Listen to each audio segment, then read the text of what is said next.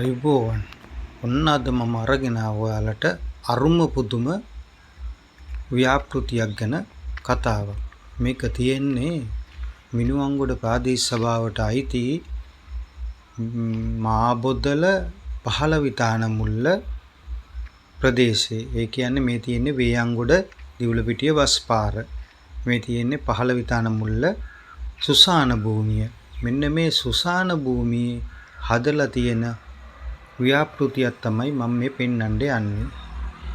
කොටින්ම කියනවා නම් තිස්ස කුට්ටිආරච්චි කිව්වා වගේ ප්‍රදේශයේ දේශපාලඥයින්ට කමිෂන් ගහන්න එහෙම නැත්නම් සල්ලි කඩා ගන්න හදපු ව්‍යාපෘතියක්. මේ තියෙන්නේ ආර්ථික මධ්‍යස්ථානයක්. බලන්නකො මේ සුසාන භූමිය. මේ සුසාන භූමිය හදලා තියෙනවා ආර්ථික මධ්‍යස්ථානය.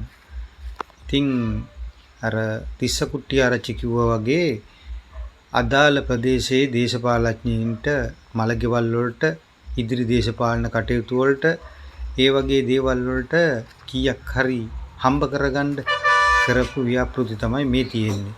හැබැයි මේ අපේ සල්ලි පේනවනේ. මේ වගේ මුදල් ගසා කාපු තවත් ව්‍යාපෘති ගණනාවක්ම මේ මිනුවන්ගොඩ ප්‍රදේශයේ තියෙනවා. ඉතින් පොහොට්ටුවේ മന്ത്രിවරු මේ වගේ දේවල් කරලා අදාළ දේශපාලඥයෝ හිත සතුටු කරගන්න මෙන්න මේ වගේ අපේ මුදල් ගසා කාපු ක්‍රමයක් තමයි මේ තියෙන්නේ. වේයන්ගොඩ දිවුලපිටිය බස් පාරට මායිමේ පහළවිතාන මුල්ල සුසාන භූමිය හදපු ආර්ථික මධ්‍යස්ථානයක් තමයි ඒ තියෙන්නේ. ඉතින් පුදුම වෙන්න එපා. ඒ වගේ දේවල් ඕන තරම් තියෙනවා මේ අවට.